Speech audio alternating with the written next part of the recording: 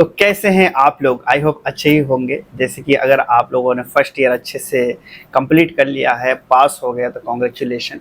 देखो, first year में back लग जाता है, कुछ भी जाता है, उतना टेंशन लेने की जरूरत नहीं है। सेकंड ईयर तक आपको निकाल लेना चाहिए।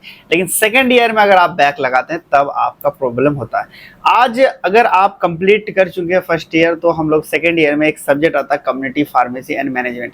इस सिलेबस को देखेंगे, ये हर स्टेट के बच्चे के लिए, ऑल ओवर इंडिया के लिए, चाहे आप यूपी से हैं, बिहार से हैं, क्या राजस्थान से हैं, आप हिमाचल प्रदेश से हैं, या फिर आप एमपी से हैं, हर किसी के लिए यही सिलेबस से आता है। और हम लोग लास्ट में इस तरह से कर देते हैं कि इसी सिलेबस से आपको इंपॉर्टेंट टॉपिक बना देते हैं। और देखना, आप पिछले साल के भी पेपर देखना, इस साल का भी देखना, जो हम लोग टॉप 20 क्वेश्चन देते हैं, इतना क्वेश्चन आता है आपकी, आसानी से आप लोग पास आउट हो सकते हैं। तो सबसे पहले एक चीज होता है कि कहीं आपको अगर जाना हो, तो अगर आपको रास्ता पता हो कि कहाँ तक जाना हो, तो इजीली हो जाता है। मान लो कि आपको घर से डिसाइड कर लिया कि हमें 20 किलोमीटर दूर जाना है यहाँ पे, तो आप इजीली पहुंच जाता है। अगर आपको पता ही नहीं कि भाई कहाँ तक जाना है, तो उसमें क्या होता है कि दिक्कत होती है। सेम टू सेम इसमें क्या होता है कि आज मैं आपको ये बता दूंगा कि कहाँ तक इस सब्जेक्ट में पढ़ना है। बिल्कुल इजी तरीके से पढ़ेंगे और आसानी से पढ़ेंगे, इसके लिए कोई टेंशन नहीं लेना है। इसको आसान भाषा में, हिंदी और इंग्लिश दोनों में ही हम लोग इसे समझेंगे। देखो, सबसे पहले आता है हमारे पास क्या है, एक कह सकते हैं कि जो पहला चैप्टर में आपको ये चीज पढ़ना पड़ेगा कि कम्युनिटी फार्मेसी प्रैक्टिस। अच्छा, क्वेश्चन आता है बहुत सारे बच्चों का। अच्छा, आप लोग मुझे एक चीज बताना, आखिर ये कम्युनिटी फार्मेसी हम लोग फार्मेसी में पढ़ते क्यों हैं? जब हमारे तो ये होना चाहिए कि सिर्फ हमें दवाई के बारे में बता दिए, दवाई की चीज़ों के बारे में बता दें कि दवाई कैसे देना है और कैसे काम करता है। लेकिन community pharmacy, hospital pharmacy, law and ethics, ये चीज़ आखिर क्यों पढ़ना पड़ता है? आप लोग मुझे ये कमेंट में बताना कि ये फार्मेसी जो है आपका कम्युनिटी फार्मेसी, ये क्यों पढ़ना पड़ता है। जिसके पास जो आंसर है वो जरूर लिखे। और देखो, जो फर्स्ट ईयर निकले, जो सेकेंड ईयर इस बार बच्चों ने बहुत सारे गलती किए हैं, वो गलती बिल्कुल आपको नहीं करना है। ये चीज़ याद रखना, नहीं तो बहुत पछताएंगे। रीज़न क्या होता है कि सेकेंड ईयर में अगर आपने बैक लगाया, तो उस कंडीशन में समझिए डी फार्मा 2 साल की जगह 3 साल, 3 साल की जगह। और दूसरी चीज, ये चीज और इम्पोर्टेंट हो, आपको याद रखना चाहिए कि जब आप एक बार बैक लग जाते हैं, तो कॉलेज वाला भी क्या करता है कि आपको अच्छे से ध्यान देना छोड़ देता है। तो आप क्या करें, फर्स्ट ईयर जो करा उसके लिए कोई दिक्कत नहीं है, अच्छे से पढ़े तो बहुत अच्छी बात है। अगर नहीं पढ़े हो, पास नहीं, एक आध बैक है, तब भी कोई दिक्कत नहीं लेना है आपको। लेकिन सेकंड ईयर में कोशिश करना कि किसी भी हाल में आपको बैक नहीं लगाना है, ठीक है। पहला क्वेश्चन यहाँ पे मतलब कह सकते हैं जो आपका टॉपिक पढ़ना है, आपके कम्युनिटी फार्मेसी प्रैक्टिस। अब इसमें डेफिनेशन पढ़ना है, हिस्ट्री क्या पढ़ना है, और डेवलपमेंट किस तरह से हुआ, इनके बारे में एक एक करके हम लोग जानते हैं। सबसे पहले आता है कम्युनिटी फार्मेसी। यहाँ दो चीज है इस सब्जेक्ट में, एक होता है कम्युनिटी फार्मेसी, दूसरा आता है मैनेजमेंट। कम्युनिटी फार्मेसी हमें इसलिए पढ़ना पड़ता है ताकि हम लोग जो, जैसे बहुत सारे अगर फार्मासिस्ट के बारे में बात करें, मेनली एक 3 क्लासिफिकेशन में अगर बांट दूं तो 3 तरह के फार्मासिस्ट होता है। एक होता है आपका हॉस्पिटल फार्मासिस्ट, जो हॉस्पिटल में जाकर काम करता है। दूसरा होता है क्लिनिकल फार्मासिस्ट, ऐसे फार्मासिस्ट जो दवाई जैसे कि आता है उसको चेक करता है, कोई एडवर्स इफेक्ट तो नहीं दे रहा, कोई ज्यादा नुकसान नहीं, उसको हम लोग क्लिनिकल फार्मासिस्ट के नाम से जानते हैं। फिर आता है आपका कम्युनिटी फार्मासिस्ट। कम्युनिटी फार्मासिस्ट हम लोग उसे कहते हैं, जैसे कि आप लोग क्या करा, आप लोगों ने पढ़ाई करने के बाद आप चाह रहे हैं कि खुद का बिजनेस हम लोग खोले, फार्मेसी खोले, और डायरेक्ट हम लोग कम्युनिटी, यानी ये जो लोगों से बातचीत करें और कम्युनिटी से हम लोग डायरेक्ट डील करें, उसी को हम लोग कम्युनिटी फार्मेसी के नाम से जानते हैं। अब देखो, इसमें जानना इसलिए जरूरी है कि जिस चीज में आप काम करोगे उसके लिए पहले जानना जरूरी है ना। जानोगे तभी तो आप काम कर पाओगे, अदरवाइज कैसे कर पाओगे। अगर मैं आज दुबई हूँ, तो अगर बताओ मैं दुबई के बारे में, अगर इसका डीएचए के बारे में, इस एग्जाम के बारे में अगर मैं नहीं जानता, नहीं ये करता, तो कैसे मुझे पता चलता? मैं आ पाता? कभी नहीं आ पाता ना। इसी तरह क्या है, आपको कम्युनिटी फार्मेसी प्रैक्टिस करने के लिए आपको कम्युनिटी फार्मेसी किस तरह से मैनेजमेंट किया जाता है, किस तरह से चलता, वो चीजें करनी जाननी जरूरी होती है। एक चीज आपने देखा होगा, फैमिली का एग्जांपल देखे होंगे कि आपके जो बड़े वाले भाई होते हैं या पापा होते हैं, बहुत सारी चीजें लगता है कि हमें, जब हम 16-17 साल के रहते हैं, यार ये पापा क्या कर रहे हैं, मुझे पता ही नहीं चल रहा, क्या मतलब, अनबंसी होने लगती है। लेकिन पापा मैनेजमेंट करके चलते हैं। अगर मैनेजमेंट सही तरीके से नहीं हो पाया तो बिल्कुल नहीं चल पाया। तो सेम टू सेम हमें क्या, कम्युनिटी फार्मेसी को इसलिए जानना जरूरी है क्योंकि वहां पे हमें काम करना होता है। सबसे पहले डेफिनेशन के बारे में बात करें तो कम्युनिटी फार्मेसी ऐसा प्रैक्टिस है जहाँ पे हम लोग डायरेक्ट पीपल को, यानी कह सकते हैं जो कम्युनिटी को दवाई देने या फिर लेन देन करते हैं, उसी को हम लोग कम्युनिटी फार्मेसी के नाम से जानते हैं। अब हिस्ट्री के बारे में देखा जाए तो पुराने जमाने में इसका कोई उतना महत्वपूर्ण नहीं था। महत्वपूर्ण का मतलब कि पहले उतना इंपॉर्टेंट नहीं था। पहले फार्मेसी अगर 1960 के आसपास देखो तो खुद ही डॉक्टर वैद, पहले तो डॉक्टर क्या है, पहले वैद थे, यूनानी वाले थे, हकीम जी थे, वो खुद ही दवाई देते थे और खुद ही लिखते थे। अब डेवलपमेंट के बारे में बात करें तो बहुत सारी चीजें धीरे धीरे चेंजेस आया। नेशनल और इंटरनेशनल डेफिनेशन, यहाँ से क्वेश्चन आपका पूछता है, इस साल भी क्वेश्चन पूछेगा आपका कि सबसे पहले इस वाले सब्जेक्ट में आपका आता है कि डेफिनेशन आपको याद करना पड़ता है कि कम्युनिटी फार्मेसी का डेफिनेशन क्या है। दूसरा आता है नेशनल इंटरनेशनल सिनेरियो। नेशनल और इंटरनेशनल सिनेरियो में कुछ नहीं, यही चीज कहना है कि पहले इंटरनेशनल आपको डिफाइन करना कि इंटरनेशनल जैसे यूएस है, यूरोप है, अमेरिका है, उसमें क्या है कि बहुत ज्यादा डेवलप है। वहां पे अगर देखा जाए तो वहां पे लगभग आपको 11,800 कम्युनिटी फार्मासिस्ट है। फार्मासिस्ट नहीं, सिर्फ कम्युनिटी फार्मासिस्ट जो डेली बेसिस पे 1.6 मिलियन लोगों को दवाई देता है। तो यही चीज आप उसमें डिफाइन करना होता। अब इंडिया में ये चीज डिफाइन करना होता है कि इंडिया में देखा जाए तो आप ही बताओ फार्मासिस्ट का उतना वैल्यू देता नहीं देता है, मतलब इसी चीज को यहाँ पे डिफाइन करना होता है। अब नेक्स्ट आता है ये वाला चैप्टर बहुत इंपॉर्टेंट, सेकंड वाला चैप्टर बहुत इंपॉर्टेंट रहता है। रीजन क्या होता है, इससे एक क्वेश्चन आपका चाहे हॉस्पिटल फार्मासिस्ट और कम्युनिटी फार्मेसी, बहुत सारे टॉपिक है, बिल्कुल एकदम मिलता जुलता है। अगर एक सब्जेक्ट को आप अच्छी तरीके से कर ले तो दूसरे सब्जेक्ट को आप आसानी से कर सकते हैं। यहाँ पे देखो, पहला यहाँ पे पूछा गया, आपको पढ़ना पड़ता है कि प्रोफेशनल रिस्पॉन्सिबिलिटी क्या होता है। आप एक बात बताओ, प्रोफेशनल मतलब कि आप अगर कम्युनिटी फार्मासिस्ट खोलोगे तो आपकी रिस्पॉन्सिबिलिटी क्या होगी, आप ही बताइए मुझे कि अगर आप फार्मेसी खोलते क्या रिस्पॉन्सिबिलिटी, यही तो रिस्पॉन्सिबिलिटी होगी, अच्छी क्वालिटी की दवाई दे, सही दवाई दे, लोगों से बर्ताव अच्छा करे, अच्छे से समझाए साइड इफेक्ट, ये सारी चीज रिस्पॉन्सिबिलिटी होता है। यही चीज आपको यहाँ पे डिफाइन करना पड़ता है, इसके बारे में यहाँ पे पढ़ना पड़ता है। अब इसमें इंपॉर्टेंट आता है कि गुड फार्मेसी प्रैक्टिस होता क्या है और एसओपीएस, ये दोनों देखो, कभी ये शॉर्ट में पूछ लेता है और लॉन्ग में पूछ लेता है, ये क्वेश्चन आपको पूछा जाता है। तो गुड फार्मेसी प्रैक्टिस वही चीज है आपका जो आपने रिस्पॉन्सिबल है। आप एक बात बताओ, आपको अच्छा कब व्यक्ति कहेगा, जब अच्छे से बात करेंगे, अच्छे से। आपने देखा होगा कि आसपास कोई ऐसा दुकान होगा, भले ही उसके पास सामान कम हो तो, लेकिन लोग उसके पास जाना पसंद करते हैं। क्यों? क्योंकि उसका व्यवहार ही इतना अच्छा होता है, वो बातें इतना अच्छा करते हैं। इसी वजह से गुड फार्मेसी प्रैक्टिस में ये चीज करना आपको सिखाया था, किस तरह से पेशेंट को आपको डील करना है, किस तरह से उनको सही तरीके से दवाई देना, यही चीज। अब आता है एसओपीएस। एसओपीएस इस बार पूछा गया था आपका कि एसओपीएस होता क्या है। एसओपीएस का मतलब होता है स्टैंडर्ड ऑपरेटिंग प्रोसीजर। ये क्या है, एक तरह का मान लीजिए कि आपके पापा हैं या दादा है, उनको पता है कि कैसे फैमिली चलाना है, तो वो पहले ही अगर आपको बता दे कि वो एक्सपीरियंस कर चुके हैं। सेम टू सेम क्या होता है कि यहाँ फार्मेसी में कि आपको एक गाइडलाइन होता है, जिसको 10 साल 15 साल का एक्सपीरियंस होता है, वो लिखता है कि ऐसे अगर दवाई लाओगे, इस तरह से करोगे, इस तरह से चीज़ों को फॉलो करोगे तो सही तरीके से चलेगी। उसी को हम लोग एसओपीएस के नाम से जानते हैं और बहुत इंपॉर्टेंट होता है। अब नेक्स्ट आता है प्रिस्क्रिप्शन। प्रिस्क्रिप्शन तो मान लीजिए आपके पास एक तरह कह सकते हैं कि क्वेश्चन पास आउट हो गया ना, या फिर कैसे लीक हो गया, उस तरह से। प्रिस्क्रिप्शन का मतलब होता है कि डॉक्टर का पर्चा। इसमें आपको पढ़ना पड़ता है कि डॉक्टर का पर्चा होता क्या है। जैसे कि आपने देखा होगा आरएक्स लिखा रहता है, कहीं कहीं आरएक्स लिखा रहता है, कहीं आपका एनआरएक्स आपका भी आता है। अपना अच्छा एक बात बताना, एनआरएक्स के बारे में आप लोग मुझे कमेंट में बताओ कि एनआरएक्स का मतलब क्या होता है। एनआरएक्स किस तरह के दवाई जो लिखते हैं तब यहाँ पे एनआरएक्स लिखा जाता है, ये आप लोग मुझे कमेंट में बताना। इसमें हमें ये चीज पढ़ना पड़ेगा कि प्रिस्क्रिप्शन होता क्या है, प्रिस्क्रिप्शन का पार्ट्स क्या है, डिटेल में हम लोग इसको पढ़ते हैं क्योंकि यहाँ से क्वेश्चन बहुत ज्यादा पूछा जाता है।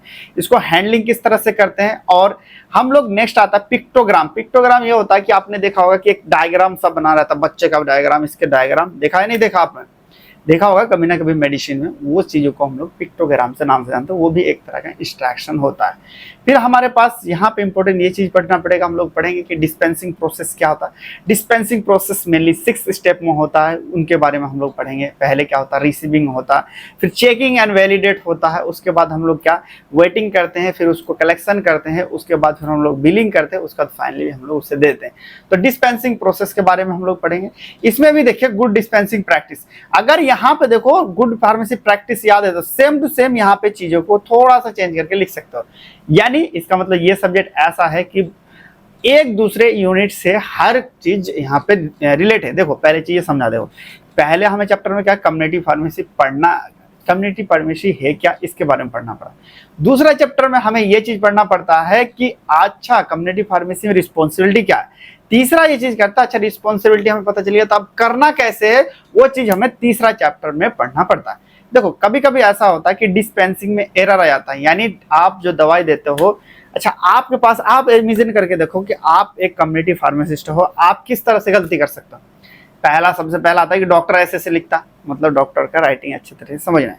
दूसरा है कि 10 लोग एक साथ आ जाए, भाई मुझे दे दो पहले, उस कंडीशन में क्या होगा, उस कंडीशन में क्या कर सकते हैं, उस कंडीशन में आपको क्या होता है कि डेविएशन हो जाता है, चीजें वो भी मिस्टेक होता है। और सारे आपका डिस्पेंसिंग एरर है उनको जानते हैं। फिर हम पढ़ते हैं कि इस तरह का जो डिस्पेंसिंग हो उसको किस तरह से मिनिमाइज कर सकते हैं, किसको किस तरह से हम लोग उसको हटा सकते हैं, इन सब चीजों को हम लोग इसमें पढ़ते हैं। चलिए नेक्स्ट आता है हमारे पास कम्युनिकेशन स्किल। कम्युनिकेशन स्किल से एक क्वेश्चन आता है आपका, लॉन्ग क्वेश्चन पूछा जाता है। अब क्या देखो, कम्युनिकेशन स्किल चाहे किसी भी चीज पढ़ जाओ, अगर आप आगे बी फार्मा भी करेंगे, एम फार्मा करेंगे, कुछ भी करेंगे, आपको कम्युनिकेशन स्किल पढ़ना पड़ता है। You have to know about the communication skill. Communication is the depend, communication एक चीज करेगा कि कम्युनिकेशन आपको ये चीज डिपेंड करता है कि आप सामने वाले को कितना कन्विंस कर सकते हैं। अगर you have a good communication skill you can do anything. अगर आपके पास कम्युनिकेशन स्किल अच्छा है तो आप कुछ भी कर सकते हैं। रीजन क्या है, आपको जहां पे देखोगे, इसलिए कहता है ना, जवान आपको भात भी खिलाता है, लाद भी खिलाता है। कम्युनिकेशन क्या है, एक तरह का प्रोसेस है। इसमें डेफिनेशन पूछता है मेनली, और इसमें बैरियर पूछता है। बता देता हूँ बैरियर और इसमें। तो देखो डेफिनेशन क्या होता है कि communication is the process in which sharing of data, information, emotion, thoughts one person to other person is called communication.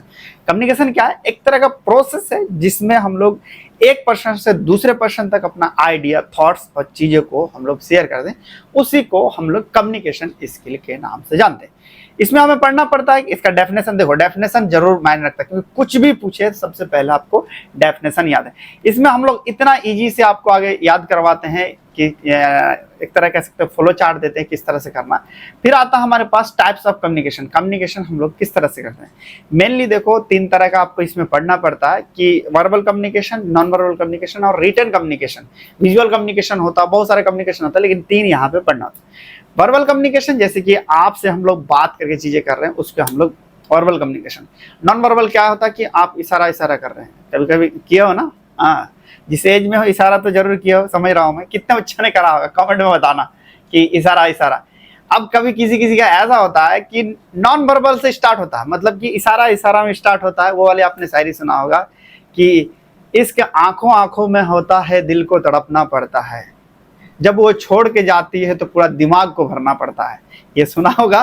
तो इसको हम लोग, इसको अगर कम्युनिकेशन के हिसाब से देखें तो ये होता है कि कम्युनिकेशन में आपका कि नॉन वर्बल से स्टार्ट होता है और वर्बल में जाके खत्म हो जाता है। रिटन स्किल का मतलब कि जैसे अभी हम लोग रिटन करके किसी को पत्र लिख के आप समझा रहे हैं, उसी को हम लोग रिटन कम्युनिकेशन के नाम से जानते हैं।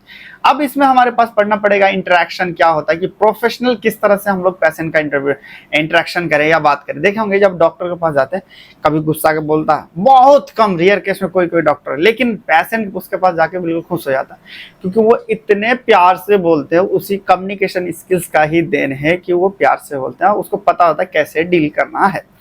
अब जैसे यहाँ पे आपका था वर्बल कम्युनिकेशन के बारे में, जैसे मैंने आपको बताया, जैसे एक दूसरे से बात करते हैं, टेलीफोन से बात करते हैं। अब लोग टेलीफोन से जो बात करते हो उसको हमारे भी वर्बल कम्युनिकेशन का आता है।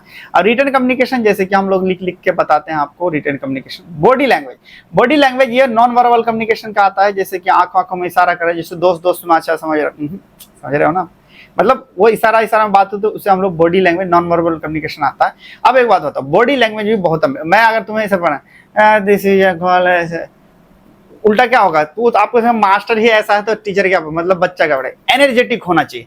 तो यानी बॉडी लैंग्वेज, जब आप कम्युनिकेशन करें, सामने वाला पेशेंट आए कोई, तो आपको एनर्जेटिक दिखना चाहिए। आप एक बात बताओ, आप उसको दवाई दे रहे हो और आप भी ऐसा लग रहा हो बिल्कुल खत्म है, कुछ खा पी के नहीं आया, तो उस कंडीशन में क्या होगा, उस कंडीशन में पेशेंट सोचेगा अरे वो खुद ही बीमार है, 10 लोगों के सामने जाके बोलेगा, तो वो क्या देगा। तो आपको क्या है, इस चैप्टर में मेनली कम्युनिकेशन स्किल के बारे में बताया जाता है। फिर आता है हमारे पास पेशेंट इंटरव्यू टेक्निक। यानी एक बात बताओ, कुछ चीजें होती है जब पेशेंट जल्दी नहीं आता है, यानी शर्माता है, तो उसको कैसे निकालना है उसके अंदर से, ये टेक्निक बताया जाता है। इस चैप्टर में पढ़ते हैं हम लोग कि किस तरह का क्वेश्चन घुमा के पूछेंगे जो वो सच बता दे। ठीक है, इन सब चीजों के बारे में हम लोग चैप्टर 4 में पढ़ते हैं। ठीक है, यहाँ तक समझ में आ रहा। चलिए, अब हमें पता है मेन, अगर हम लोग फार्मेसी देखें तो सेकंड ईयर में ही हमें मेन फार्मेसी का मजा आता है। सेकंड ईयर में अगर सही तरीके से सेकंड ईयर पढ़ लिया ना लोग, क्योंकि कोलोजी इसमें पढ़ना होता है। यहाँ पे अगर देखा जाए तो यहाँ पे थेरेपेटिक पढ़ना होता है कि किसी दवाई का क्या क्या हम लोग जांच कराएंगे, कोई बीमारी होता है, पूरा का पूरा यहाँ पे पढ़ना पड़ता है। अब आता है मेन, हमने पहले क्या देखा, पहले हमने देखा कि कम्युनिटी फार्मेसी क्या है, उसके बाद इसका रिस्पॉन्सिबिलिटी क्या है, फिर हमने देखा कि अगर पर्चा किस तरह से डील करेगा। अच्छा, पर्चा डील करने से पहले जब पर्चा आता है तो मान लीजिए पेशेंट जो जाएगा तो उसके साथ किस तरह से बात करेगा। अब ये चीजें बात करने का तो तरीका सीख गया, अब किस तरह से एक्चुअली कौन कौन से क्वेश्चन पूछेगा उनको हम लोग देखेंगे पेशेंट काउंसलिंग। पेशेंट काउंसलिंग में मेनली यहाँ पे पूछता है कि बैरियर ऑफ काउंसलिंग क्या होता है, कि यही चीज देखो, इसमें अगर कम्युनिकेशन में बैरियर आपको पता हो गया कि कौन कौन से बैरियर होता है, सेम टू सेम यहाँ पे आप लिख सकते हैं, कोई गलत नहीं होगा। अब देखो, सबसे पहले यहाँ पे पूछता है कि डेफिनेशन क्या है पेशेंट काउंसलिंग। पेशेंट काउंसलिंग एक तरह का प्रोसेस है जिसमें हम लोग क्या करते हैं, पेशेंट के अंदर के बातों को निकालते हैं। सीधी रोटी से नहीं निकलती है तो हम लोग चम्मच निकालते हैं, यानी हाथ से नहीं निकलता तो चम्मच से हम लोग उसके पेट के अंदर से निकालते हैं, क्योंकि जब तक वो बताएगा नहीं तब तक हम लोग कैसे, बताओ आप ही मुझे बताओ कैसे, आखिर कैसे हम लोग उसके अंदर के दवाई बताइए डॉक्टर तुम हो, तुम मुझे पता होते, ले जाओ यार इसे ऑपरेशन करवाओ, तो ऐसे भी कर सकते हैं। यानी आप मजाक कर रहा था, जस्ट फॉर जोक। हम लोग हंसते खिलते पढ़ेंगे, कोई उतना नहीं है, जिंदगी है भाई, थोड़ा सीरियस लेंगे, थोड़ा सा पढ़ेंगे, थोड़ा सा घूमेंगे, मतलब लेकिन पढ़ाई पे ज्यादा ध्यान देंगे। यहाँ पे हमें जानना है कि बेनिफिट क्या होगा। देखो, सबसे पहले अगर पेशेंट आपसे डॉक्टर के पास जाते हो तो आपका बेनिफिट क्या होता है बताना। बेनिफिट तो यही होता है कि पेशेंट का मेडिकेशन हिस्ट्री पता चल जाता, अच्छे तरीके से उसको हम लोग ट्रीटमेंट कर पाते हैं। अब स्टेज के बारे में देखा जाए कि जब हम लोग काउंसलिंग करते हैं कौन सबसे पहला आता है इंट्रोडक्शन।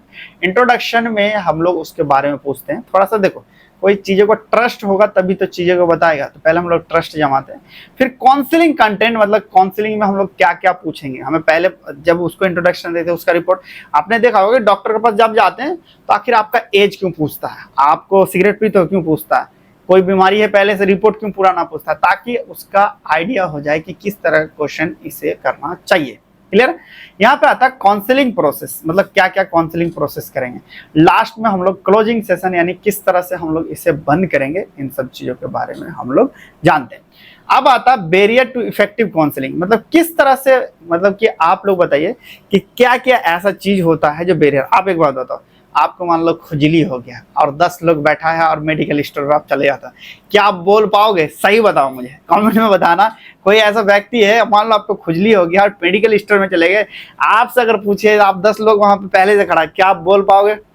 जल्दी नहीं पढ़ाओगे। मतलब वहां से आप सही तरीके से एक तरह का कह सकते हो, जो चीजें है वो एक तरह का बैरियर क्रिएट कर रहा है। या फिर बहुत ज्यादा एजेड है, ऐसा कुछ लेने के लिए आप जा रहे हो, समझ रहे हो ना, ऐसा कुछ लेने के लिए जा रहे हो, बोल पाओगे? नहीं बोल पाओगे। यानी ऐसा चीज जो पेशेंट सही तरीके से बोल नहीं पाए, उसको ऐसा इन्वायरमेंट हम लोग ना दे, ऐसा, या कौन कौन सी ऐसी चीज है जो पेशेंट अनकंफर्टेबल हो जाता है, वैसी चीजों को हम लोग बैरियर कहते हैं। और उस चीजों को हम लोग किस तरह से हटाएंगे, कितने तरह का बैरियर होता है, इन सब चीजों को इसमें हमें पढ़ना पड़ता। फिर आता patient counselling point for coronary disease, यानी कि अगर किसी को हाइपरटेंशन है या फिर डायबिटीज है, अस्थमा है, ट्यूबरकुलोसिस है, तो इस तरह का जो बीमारी आता है, इस तरह का जो पेशेंट है, उसको हम लोग कैसे काउंसलिंग करें। देखो, जो नॉर्मल पेशेंट है उसको अलग से काउंसलिंग करते हैं, जो डायबिटीज वाले होते हैं ना उनको अलग से हम लोग काउंसलिंग करते हैं। क्योंकि डायबिटीज वाले से पूछोगे भाई शुगर मीठा खाते हो, बोले नहीं थोड़ा बहुत खाता हूँ, लेकिन उसको घुमा के पूछोगे तो बता देगा कि ले। जैसे किसी को अस्थमा है, अस्थमा में खांसता ज्यादा है, उसको पूछोगे भाई ठंडा पानी पीते हो क्या, बोले नहीं सर बिल्कुल भी नहीं पीता मैं, तो उसको घुमा के क्वेश्चन हमें पूछना पड़ता है। ये सब चीजों को हम लोग इसमें पढ़ते हैं। फिर आता है हमारे पास patient package insert. Patient package insert ये आपका पिछले साल पूछा था, यानी कह सकते हो 2024 में एक क्वेश्चन पूछा था कि पीपीआई होता क्या। देखो ये क्या है, पीपीआई मतलब होता है ये चीज है, इसमें इन दोनों में से कोई एक क्वेश्चन आता है। दोनों लगभग क्या है, एक आपका प्रोफेशनल यानी मेडिकल वाले के लिए होता है, एक आपके पास क्या है पेशेंट के लिए। अब होता क्या है, एक लव लेटर सा रहता होगा, देखा होंगे आप लोग कि किसी सिरप विरप में पर्चा सा निकलता है ना, उसी को हम लोग पीपीआई कहते हैं, और कुछ नहीं होता। क्यों? इसलिए वो देखा जाता है ताकि जो पेशेंट है वो सही तरीके से इसको पढ़े और इसका अच्छा फायदा, मतलब गलत कुछ ना हो, ठीक है, सही तरीके से इसका यूज करे उसके बारे में। ये शॉर्ट लॉन्ग में नहीं, शॉर्ट क्वेश्चन में पूछता है, और इसका ऑब्जेक्टिव और जो यूपी वाले उसमें एमसीक्यू में इसमें पूछा जाता है। यहाँ तक हमें पढ़ना है। इसी देखो और भी डिटेल में हम लोग का जो बैच है वो 1 अगस्त से हम लोग स्टार्ट कर रहे हैं, जिसमें हम लोग देखो फर्स्ट ईयर वाले अगर बच्चे हो तो बिल्कुल भी लेट मत करना। रीजन क्या होता है कि लास्ट में तो हम लोग क्या करते हैं कि आपका क्रैश कोर्स चलाते हैं, लेकिन क्रैश कोर्स एक बात बताओ, जो पूरे साल जो बच्चा 6 महीना पढ़ता है, मान लो कि हम लोग अभी से स्टार्ट करेंगे तो लगभग ये 10 महीना पढ़ता है, जो बच्चा 10 महीना पढ़ता है, जो बच्चा 1 महीना पढ़ता है, क्या बराबर होगा? कभी नहीं बराबर होगा। डी फार्मा में ये चीज याद करते हैं, बच्चे ज्यादातर गलती करते हैं, अरे फर्स्ट ईयर निकल गया तो सेकंड ईयर में हम निकल लेंगे। ना ना ना, सेकंड ईयर में एक भी अगर आप बैक लगाते हैं तो समझ जाओ आपका 2 साल का, और 2 साल का देखो एक से ज्यादा लग गया अगर मान लो तो बैक फिर ना निकल नहीं पाता। रीजन क्या होता है कि वो पढ़ाई का कंटिन्यूटी आपका छूट जाता है, जिसकी वजह से बैक जल्दी नहीं। अभी भी मेरे कॉन्टेक्ट में बच्चे बहुत सारे मैसेज कर रहे हैं कि 4-4 साल, 1 नहीं 2 साल नहीं, 4 साल 2022 में पास आउट होना था लेकिन 2025 हो रहे हैं। अब भी क्या है कि वहीं अटका है कि सर मेरा किसी ना किसी में बैक लग जाता है। बैक किस लिए लगता है, देखो गलत कॉलेज वाले को उसको नहीं कह सकते यार, फ्लो टूट जाता है, उस मेहनत नहीं हो पाता। यानी आपने कहा सुनने होगा, तैरने वाला ही डूबता है। कभी एक बात होता है जिसको तैरना नहीं तो डूबने क्यों जाएगा, या फिर वो पानी में तो दूर रहेगा। तो इसका मतलब ये चीज आता है कि आपको सेकेंड ईयर को सबसे ज्यादा सीरियस लेना है, और अभी से ही थोड़ा थोड़ा थोड़ा थोड़ा करके पढ़ते जाएंगे। लास्ट में एक बार फिर हम लोग रिवीजन क्लासेस चलाते हैं जिसमें सारा का सारा आपको कवर हो जाता है। आप अगर इसमें सबसे पहले आपको रिकॉर्डेड क्लासेस मिल जाता है, हर सब्जेक्ट का रिकॉर्डेड। यहाँ पे डेली लाइव क्लासेस आपको मिलता है कि लाइव क्लासेस डेली हर सब्जेक्ट का आपका चलता है। ई पीडीएफ नोट्स, मतलब कि आप जितने भी चीजें इसका हिंदी इंग्लिश में ये पीडीएफ नोट्स आपको मिलता है। Chapter wise exercise, chapter wise exercise का मतलब कि मान लीजिए चैप्टर 1 हमने पढ़ाया, और चैप्टर 1 अभी देखना कुछ देर में एक वीडियो आएगा कुछ दिनों में, उसमें आपको बिल्कुल एक बताया जाए किस तरह से। चैप्टर 1 में मान लीजिए हमने पढ़ाया तो उसमें 10 एमसीक्यू रहता है, कौन कौन से पॉसिबिलिटी है, और उसमें क्वेश्चंस रहते हैं कि किस तरह का आपका क्वेश्चन पूछा जा सकता है, साथ में आपको आंसर भी प्रोवाइड किया जाता है। फिर यहाँ पे आता है बाइलिंगुअल। बाइलिंगुअल का मतलब कह लीजिए हिंदी इंग्लिश में जो बच्चे इंग्लिश में प्रॉब्लम होता है उसको हिंदी और इंग्लिश दोनों में हम लोग उसको प्रोवाइड करते हैं गाइड। फिर लास्ट आता है एग्जिट एग्जाम, जो आपका चर्चा में है, बहुत जल्दी आपका होने वाला है ये। इसके बारे में भी पूरा का पूरा हम लोग गाइडेंस और इसका भी क्लासेस हम लोग दे सकते हैं। आप यहाँ पे 1 अगस्त से हम लोग स्टार्ट होने वाला है। ऐसे तो हमारे पास 999 इस बार इंक्रीज हो गया, लेकिन यहाँ पे अगर आप लोग क्या कूपन कोड यूज करेंगे तो ओनली 1199 मतलब हो जाएगा। ये लिमिटेड टाइम है, जैसा आप यूज करेंगे आपके पास कूपन दिख जाएगा और वहां पे जाके आप अप्लाई कर सकते हैं और आसानी से आप इसको डील को ग्रैब कर सकते हैं। चलो हम लोग इसी तरह आगे को जानते हैं। देखो अब यहाँ पे आप तो एक चीज टीचर के बारे में बात कर लूँ तो इसको मैम को जानते ही होंगे, ये आपके हीरो है, हमारे फार्मेसी के हीरो है मिथिलेश सर, हम लोग के जानते हैं। ये तो मैं हूँ, नाम तो पता ही होगा। ये हमारे आदित्य सर जो केमिस्ट्री बहुत अच्छे तरीके से पढ़ाते हैं, एक से ऊपर एक, मतलब कि चारों टीचर आपको कंबाइन करके सारे सब्जेक्ट ऐसे पढ़ाएंगे, मतलब कि हंसते खेलते, ऐसा नहीं बिल्कुल कि सीरियस मोड में, एकदम हंसते खेलते पढ़ाएंगे, मतलब कट जाएगी यूं कैसे आपको पता भी नहीं चलेगा। और इतना ऐसा ट्रिक बताऊंगा कि ऐसे लंबे लंबे क्वेश्चन को लिखना चाहिए या किस तरह से हमको याद करना चाहिए, इन सब चीजों को एकदम आसान भाषा में हम लोग डिफाइन करेंगे। चलिए सबसे पहले आता है हमारे पास मेडिकेशन, नेक्स्ट आता है हमारे पास क्या, मेडिकेशन एड्रेस। अब मेडिकल एड्रेस होता क्या है कि जब डॉक्टर आपको दवाई दे और डॉक्टर के हिसाब से आपने लिया और उसी को फॉलो किया तो उसको हम लोग मेडिकल एड्रेस के नाम से जानते हैं। क्या, डॉक्टर के पास गए, डॉक्टर ने कहा 3 दिन लेना, 3 दिन लिए, 3 टाइम लेना, 3 टाइम लिए, उसी को हम लोग मेडिकल एड्रेस कहते हैं। लेकिन आप मुझे एक बात बताओ, क्या आप जब बीमार पड़ते हो क्या 100% फॉलो कर पाते हो? 95% लोग देखा जाए तो इसको फॉलो नहीं करते, इवन मैं भी नहीं फॉलो करता, थोड़ा सा आराम होता बिल्कुल छोड़ देता हूँ। इसी को किस तरह से हम लोग होता कि ये मेडिकल एड्रेस होता क्या, कौन कौन से ऐसा फैक्टर है जिसके वजह से हम लोग मेडिसिन सही टाइम पे नहीं ले पाते, कौन सा स्ट्रेटेजी हम लोग अप्लाई करेंगे जिससे हम लोग इस मेडिकल एड्रेस को फॉलो कर पाए, इन सब चीजों के बारे में इसमें, अगर इसमें देखा जाए तो ये हमारे 5 नंबर में क्वेश्चन में आपको पूछता है कि मेडिकल एड्रेस होता क्या है। अब आता है हेल्थ स्क्रीन। हेल्थ स्क्रीन में जैसे मैंने इस बार आपको दिया था, डायरेक्ट बोला था कि आप लोग सीबीसी यानी कह सकते हैं ब्लड के बारे में, वही क्वेश्चन आपका आया था। बिल्कुल देखो लास्ट टाइम ऐसा होगा कि लास्ट टाइम क्वेश्चंस भी आपको दिया जाएगा, उनमें से ही आपका क्वेश्चन आएगा। हेल्थ स्क्रीन के बारे में पढ़ना। हेल्थ स्क्रीनिंग क्या होता है कि आपको जैसे रेगुलर बेसिस पे आप ब्लड चेक करवाते हैं या फिर आप एक्सरे करवा लिए, कभी आपने लंग्स का टेस्ट करवा लिया, कभी आपने यूरिन टेस्ट कर लिया। इससे फायदा क्या होगा, आपको पता चलता रहेगा कोई ऐसा बीमारी तो नहीं है जो हमें घातक कर रही है, खा रही है अंदर से, तो ये चीज हमें फायदा होता है। इनके बारे में कंप्लीट हम लोग पढ़ते हैं। फिर आता है हमारे पास ओटीसी मेडिसिन। इसमें एक क्वेश्चन आपका लॉन्ग क्वेश्चन पूछता है इनमें से। देखो ओटीसी मेडिसिन का मतलब होता है कि ओवर द काउंटर, ऐसा मेडिसिन जिसमें हमें डॉक्टर का पर्चा की जरूरत नहीं पड़ती है। लेकिन इंडिया में तो सब कुछ चलता है, लेकिन ऑफिशियल देखा जाए तो वहां पे जैसे नींद की गोली है, ये आपको लेना पड़ता है। जैसे कि अगर देखें कि सुडील H1 एंटीबायोटिक जो आता है उसके लिए हमें डॉक्टर के पर्चा की जरूरत पड़ती है। लेकिन इस तरह का जो ओटीसी मेडिसिन होता है, ओटीसी मेडिसिन में हमें कोई भी डॉक्टर की जरूरत नहीं पड़ती है। यहाँ पे आप फार्मासिस्ट है तो आपकी जिम्मेदारी होती है कि आप किस तरह से देंगे, काउंसलिंग भी आप करेंगे, सब कुछ आप ही करते हैं। तो इसी को हम लोग ओटीसी मेडिसिन के नाम से जानते हैं। इसमें क्वेश्चन ये पूछता है आपका, role of pharmacist in OTC medication dispensing, यानी कि ओटीसी मेडिसिन जब हम लोग डिस्पेंसिंग करते हैं तो रोल क्या है फार्मासिस्ट का, डिस्पेंसिंग जब करते हैं, ये इंपॉर्टेंट रखता है। इनके बारे में ये क्वेश्चन पूछता है मेनली। इसमें हम लोग जानेंगे कि ओटीसी मेडिसिन इंडिया का क्या रोल है, काउंसलिंग किस तरह से करते हैं ओटीसी मेडिसिन।